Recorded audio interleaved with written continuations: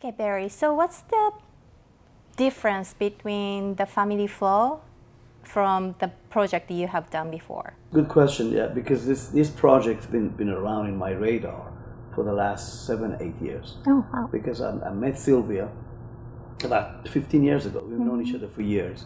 When I did my first Al Pacino movie, The Merchant of Venice, and we had a premiere in Venice, 2004 actually, I remember that. So we got to know each other fairly well in all those years, and Sylvia basically invited me to the screening that she had in Los Angeles, and I loved the movie and I loved the story, and we started talking about potentially putting it together in the near future. And basically Sylvia invited me to participate and come on board with this, and she was very gracious, and I love the director Albert Simone, and the whole movie. But it took a while to digest because movies takes time, and one thing you cannot do is to sometimes rush the picture, because it will damage ultimately later when you start distributing it, realizing that you were too quick to jump to casting or making the picture. So I have one of the assets I know what I have is my patience, and you have to have patience for these things, and you have to get the right team together. Obviously Italy was very attractive to me because I've done a movie there before. My best friends, a lot of my good friends are Italians. So that was to start with, that attracted me. And then of course the story is beautiful, and it's nothing like I've done before. It's nothing similar to that anyway, and that attracted me. So that was a good start. And I said to Sylvia, well, in the last 12 months, I said, we're ready now to hopefully start the train, and let's go to the next phase. And she kindly introduced me to Blaine, and she said to me, look, I've got wonderful people who are very keen and passionate and have the desire to be part of the team with us, like a family, similar to family. Right. But there's no flaw, but we're a family. And I said, great. And I think fairly quickly they came on board, and I'm excited because I think they'll be part of the team from its start to finish. So it's beautiful. So I'm very excited about it. That sounds really great. Family Flow, the movie touches a lot of subject matters such as human rights and family. While you're producing this film, did you particularly feel empathetic to the situation or character, or did it make you revisit our current social struggles? Well, every material that I look into, no matter what I make or what projects I have in development, they all have to have element of human struggle. Be it comedy, drama, tragedy, sci-fi, it doesn't matter. If you don't have the comedy, if you don't have the human struggle, it's very hard to connect with the characters. So they become one so-called dimensional. This is a two-dimensional, three-dimensional characters, because both of them have an amazing story to tell. That's what excited me. The storyline is about two brothers who love each other. It's about love, meaning growing to love each other after all these years of separation, due to one happened to be gay, or one happened to be a social different society and so-called envision. So I think I don't specifically ever look for material that has necessarily a political message or social message. I'm a storyteller. The story is what grabbed me, and I love the fact that they get together at the end of the movie and they become one happy family. Right. But the struggle, because of their past, is what obviously is a message as well that we can always weave into the picture, because that's only part of the story. It's not just about the fact that he was gay. It's about the fact that it's about love. It's about the fact that they didn't respect that. They didn't respect that family quality of being together, and therefore the separation happened. And then they get back together on the death of their mother. It's just a great way to put them back as a family, and the journey begins. I see. So I understand that you're a long-time friend with Al Pacino, and in past you worked with him in a multiple project. So could you tell us about how he's like to work with, and then what does Al Pacino mean to you? Well, Al is a consummate artist. I mean, he's is a definition of Al Pacino. If you go to a dictionary, he calls passion, because he's so hands-on. He's so humble, and the humility of his acting and honesty on screen is paramount for him and for the audience who watch and embrace. I was very lucky that I met him. I met him through a mutual friend. I can happen to say it's Marlon Brando, because he and I worked together before. I grew up. He was my mentor. And before Marlon Brando was John Huston, who was my main mentor, because I went to school with his son Danny Huston. So I was incredibly blessed. But when I met Al, I offered him The Merchant of Venice, and he agreed to play Shylock.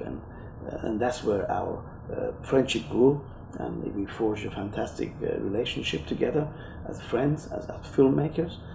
We developed a number of pictures together. I've done a few movies with him. You also work with him in Salome, correct? Yes, I produced Salome and Wild Salome, which is his basically baby. It's his pet project. This is a picture that took a long time to make, almost 7 years. And in fact, Al Pacino discovered Jessica Chastain, who is a major star today. But being among these so-called great artists like Al Pacino, it's just been my biggest winning a lottery. That's how lucky I am, and I bless every day about that. And I love him. We're good friends. We have a number of pictures we want to make together. In fact, we are also going to make King Lear, which is a major picture, William Shakespeare's King Lear. And that's the part that he's been trying to do for many years. So, Al and I have a great projects in the future. Hopefully I can even attract him and get him to do Family Flaw, because that's something that I love to present to him when the time comes, and I'm sure he will be very receptive and excited. Then lastly, what do you think of Plavla? Well, I love them. I love the fact that they're part of the team. I love the fact that they have the energy and the enthusiasm to be working with us and helping us. I like their platform for release of movies and digital platform, how they can promote a picture, how they can put it into various platforms worldwide. I think the future is amazing because distribution has changed. Filmmaking has changed as well, because everybody now has the means to make movies because of the digital cameras, and the technology is unbelievable. But there's a lot of movies being made. That's the downside. By that I mean you need the right content, you need the right producers, the right actors, and that's where we come on board. And that's why the company working with Blaine and Mr. Park is a blessing. And I think not just on the Family Flaw, I hope we make a number of movies, a number of projects, and so I'm very excited to be part of their team, and not the fact that they're part of our team. I love to be part of their team for ongoing movies and other future projects. I'm so excited for you. Thank and you, for me too. all of us. Me too. I'm very excited. I'm very happy to be part of this, and I'm looking forward to this year, 2019 and beyond. Perfect. Well, thanks for coming today. Thank you for having me. Thank you. Sylvia, in my knowledge, you're a journalist. And what was your involvement in the Family Flaw? Yes, I've been a journalist covering the world of cinema, the film industry here in Hollywood for my newspaper La Repubblica for over 30 years. And about 12 years ago, I started an Italian film series called Cinema Italian Style, bringing new Italian films here to Los Angeles. And in the course of doing this, I started meeting many Italian directors and writers. And one of them was Alberto Simone, the writer-director of the film Family Flaw. Now, Family Flaw was made for Italian television about 15 years ago. And so it was too old a film to include in the new series of Cinema Italian Style. However, I was madly in love with that film. I really loved it since the first time I saw it. It's a film with Nino Manfredi, an iconic, legendary actor. This was his last movie before he died. And so with the person who at the time was the head of the Italian Trade Commission and the Italian Film Commission, Paola Bellusci, we decided to organize a screening here in Los Angeles of that movie, which had English subtitles. So we invited a lot of friends from the industry, including a lot of actors and producers. And among these producers was Barry Navidi, who now is producing the film with me. And we all thought, afterwards we went to a dinner and there was Joe Mantegna there and Andy Garcia was there. And we all thought, this is a movie that needs to be told again, and it needs to be told in English to a worldwide audience. We know that Italian movies don't travel very much internationally. Very few are known outside Italy. And we thought that the story of this movie had really something to say still in today's society. And that's how the notion started. From the very beginning, we wanted to do an American remake of the film. Then, of course, like every film in the world and in Hollywood, it takes a long time to put together a process and a project. But here we are now. Well, that sounds really exciting. So what was more appealing to you about this film? What's most different between what you have done before to this film, Family Flaw? This film has something to say, as I was saying, that it's universal. It's the story of two brothers who haven't seen each other for many, many decades because of their differences. One of them had revealed he was homosexual, and therefore he threw a big scandal on the family in Sicily in the 60s, very conservative families. To be gay at the time was considered, a scandal. So the younger conservative brother rejected the older brother who was gay. And so the gay brother went off to live his life all over the world, and always maintaining a wonderful sense of dignity and affection for the family, even though he had been rejected. The mother of the two brothers dies, and the brother comes back. The gay brother comes back for the funeral, and they meet with the lawyer, who says that the mother's last wish was for these two brothers to take her body, her casket, together to be buried in the small town in Sicily.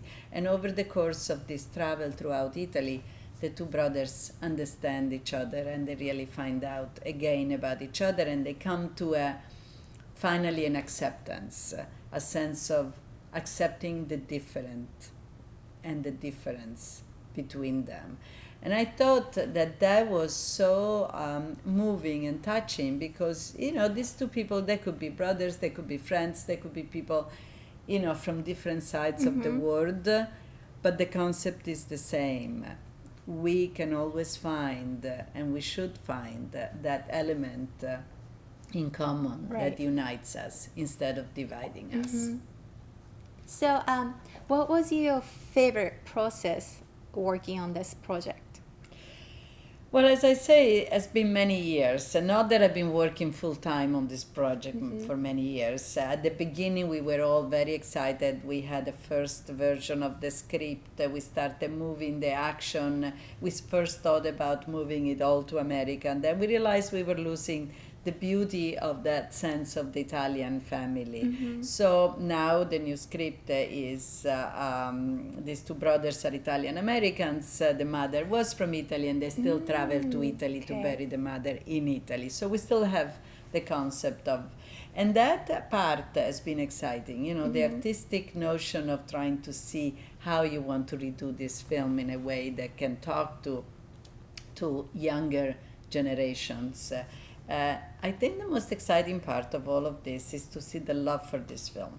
Everybody I showed this film to, from Andy Garcia to Oliver Stone to my mother to my son, who is a surfer and a snowboarder, everybody loves this film.